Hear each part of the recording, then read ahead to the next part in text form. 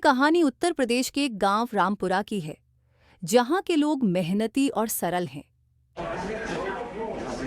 गांव का स्कूल, जहां बच्चे टिफिन खोलकर हंसी खुशी खाते हैं। लेकिन आज राजू के लिए यह लम्हा बहुत भारी था।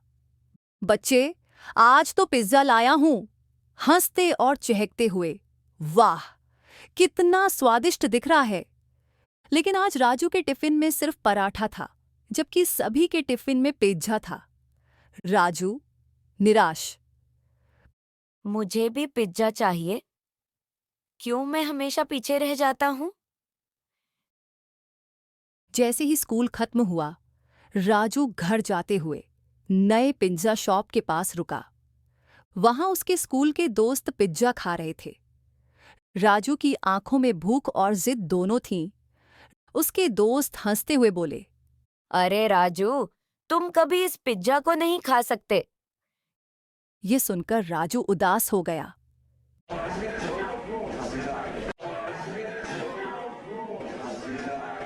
राजू घर आकर बोला, पापा, पिज्जा खाना है, वरना मैं खाना ही नहीं खाऊंगा। रमेश बोला, बेटा, पिज्जा बहुत महंगा है, अभी नहीं दिला सकता। राजू फिर बोला। सब बच्चे खा रहे हैं, मैं क्यों नहीं खा सकता? सुमित्रा ने समझाते हुए कहा।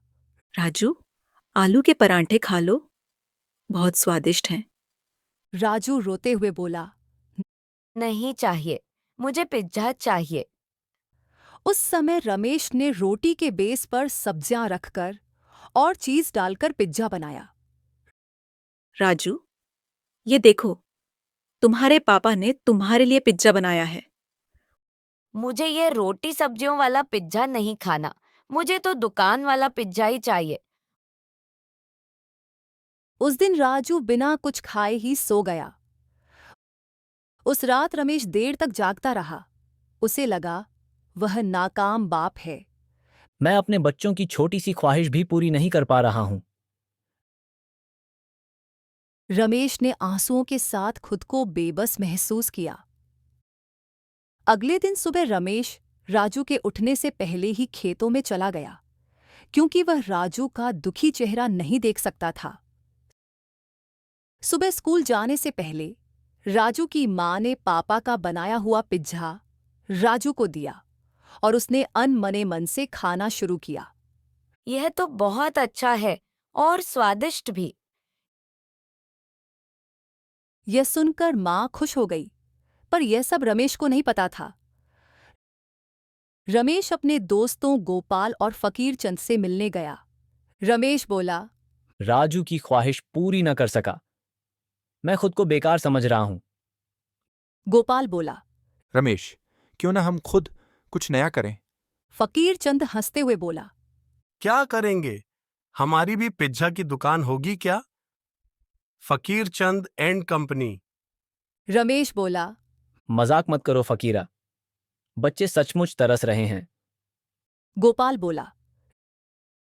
हमारे पास गेहूं, दूध, ताजी सब्जियां, सब कुछ है। क्यों ना रोटी को बेस बनाकर नया परांठा पिज्जा बनाए? फकीर चंद बोला।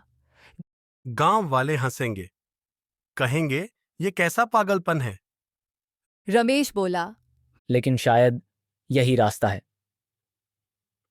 अगले दिन तीनों दोस्तों ने पराठा पिज्जा की दुकान खोली।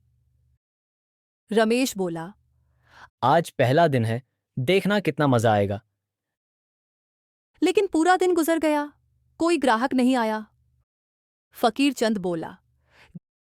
कहा था ना, सब्जियां बर्बाद हो जाएंगी। गोपाल। नहीं, इन्हें बच्चों को खिलाते हैं। फकीर चंद बच्चों को बुलाकर बोला। अरे बच्चों, ये लो नया परांठा पिज्जा, बिल्कुल फ्री। बच्चे बोले। वाह, कितना स्वादिष्ट है, और ये तो शहर के पिज्जा से भी अच्छा है। बच्चों की खुशी देखकर तीनों के चेहरे खिल उठे। पास के शहर का बड़ा पिज्जा ब्रांड परेशान हो गया और बोला, अरे, ये दुकानदार हमारी बिक्री रोक रहा है, जल्दी से 50% डिस्काउंट लगा दो। रमेश, गोपाल और फकीर चंद ने मिलकर योजना बनाई। हम कीमत और कम कर देंगे, हमारी सब्जियां अपनी ही जमीन से आती हैं। गोपाल बोला। हाँ, हम पास के किसानों से भी सीधा खरीद सकते हैं। सुमित्रा बोली। इससे किसान भी बचेंगे, उन्हें मंडी जाने का खर्चा नहीं उठाना पड़ेगा और सही दाम भी मिलेगा। दोनों का फायदा होगा। उन्होंने कीमत घटा दी और ग्राहकों की भीड़ बढ़ गई। राजू बोला। वाह माँ, अब हर कोई हमारा परांठा पिज्जा खा सकता है। अब गांव के किसान सीधे सब्जियां बेचने लगे और सबको सही दाम मिलने लगा। फकीर चंद बोला। हम सबको सही दाम दे रहे हैं और गांव का फायदा भी हो रहा है।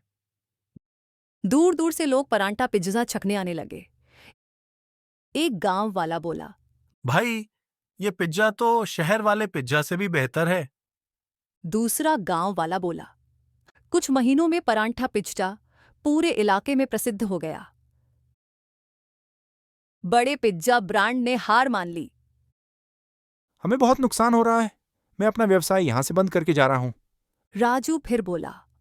माँ, अब तो हमें हर दिन पिज्जा मिल सकता है। सुमित्रा बोली। हाँ राजू, अब सब खुश हैं। रमेश खुश होकर बोला। देखो बच्चों, हमारी मेहनत से पूरे गांव को फायदा हो रहा है। और इस तरह 3 दोस्तों की मेहनत और गांव के सहयोग ने एक छोटी सी दुकान को बड़ी सफलता दिलाई। परांठा पिज्जा ने साबित कर दिया कि मेहनत, ईमानदारी और गांव की एकता से कोई भी छोटा व्यवसाय बड़े ब्रांड का मुकाबला कर सकता है।